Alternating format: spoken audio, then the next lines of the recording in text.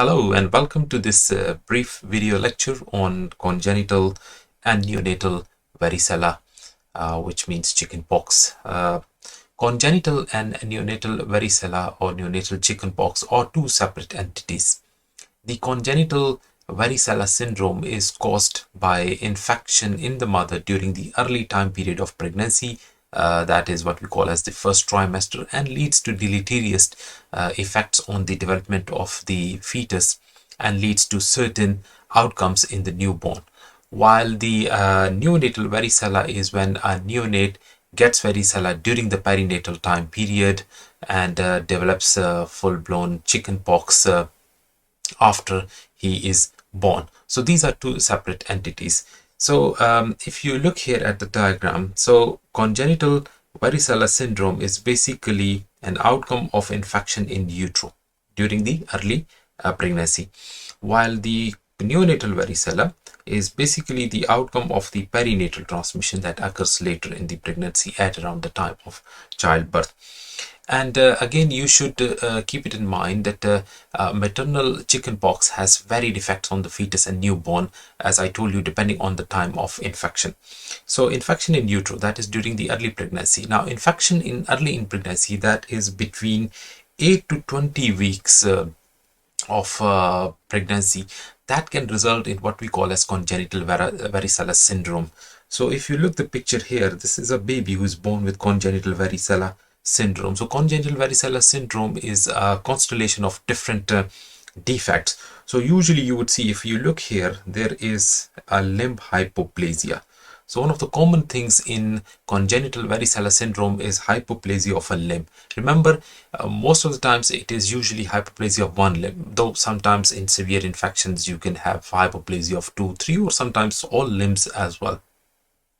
And this hypoplasia is because there is problems with the growth of the bone, the muscles, and the tissue in the concerned limb.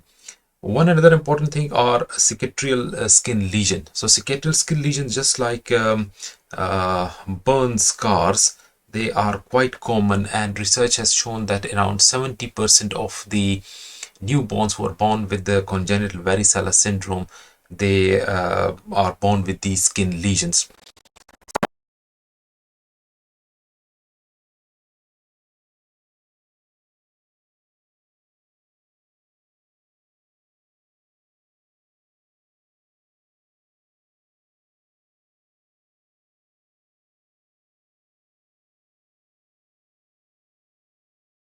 Which seizures and brain problems as well.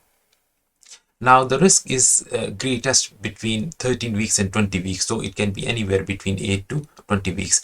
And here the risk is around 7%, which has been reported in different studies. Now, of note is important that the herpes zoster, which is shingles, during pregnancy is not associated with varicella syndrome. So it's a chickenpox, not the herpes zoster, which is associated with congenital varicella syndrome. So you should keep it in mind, because sometimes you might be asked in the question. Both are related with one another, whether you talk about the congenital, whether you talk about chickenpox or herpes zoster, but it is the congenital chickenpox varicella in the mothers that can lead to congenital varicella syndrome and not the herpes zoster.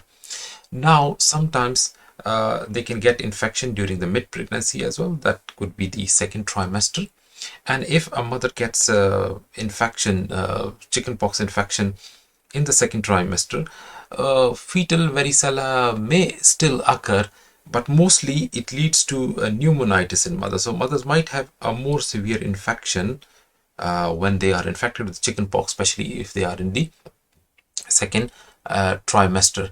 So as I told you, that fetal varicella still may occur, but the stigmata of the congenital varicella syndrome would not be expected. So you would not find so much severe findings that you would normally see in an infection which occurs in the early part of pregnancy. The varicella zoster immune globulin, which is known as VZIG, should be given to infants who are born to mothers whose symptom presented in the interval 5 days before birth to 2 days after birth, because Usually infection during this time can lead to a neonatal varicella or neonatal chickenpox. So those mothers who contract this thing 5 days before the birth of the child. So keep this time period in mind, 5 days before birth to 2 days after birth. And this time period is very important. So mothers who give birth to babies and had contracted chickenpox during this time period, their babies should be given varicella zoster immunoglobulin. And they say approximately 24 to 50% of infants who are exposed, they would develop clinical disease, and of these 20 to 30% may die. So that's why it's important to give them varicella immunoglobulin. But you should also keep this thing in mind, that this treatment, that is varicella zoster immunoglobulin, it will not prevent the infant from developing chickenpox, but it will definitely reduce the severity of the disease. Nevertheless, 15% of the treated infants, like who are treated with varicella zoster immunoglobulin, they may still develop severe infection. The important thing is that the varicella zoster immunoglobulin, it lengthens incubation period to 20 days from 21 days after exposure. And it is advised that it should be given to hospitalized premature infants who are older than 28 weeks gestation and who were exposed to chickenpox, especially in those mothers who themselves, they say that they never had chickenpox disease, or they never had vaccine. And it should also be given to all exposed preterm infants who are younger than 28 weeks of gestation. So it's important in a nutshell that kids who are born whose mother has been exposed, they should be given varicella zoster immunoglobulin. Again, why? Because it reduces the severity infection. It may not prevent it entirely, but obviously even if the kids, they develop this disease, then the severity would be less. But still, those who develop the symptoms even after having varicella zoster immunoglobulin, they should also be given acyclovir, because that's the proper antiviral drug. So varicella zoster immunoglobulin is basically a preventive thing. It is supposed to prevent it, but if it is not preventing and the child still develops manifestation, then they should be given acyclovir intravenously. So I hope this small video clarifies the concept of congenital varicella syndrome and the neonatal chickenpox or neonatal varicella, and I hope you have understood it. Obviously, if you are watching my video for the very first time, please do subscribe to my channel, and if you have liked this video, please press the like button. And most important thing is that you please share my videos with your friends who are interested in pediatrics or who are interested in learning common diseases and their management in pediatrics. So have a good day. Bye bye.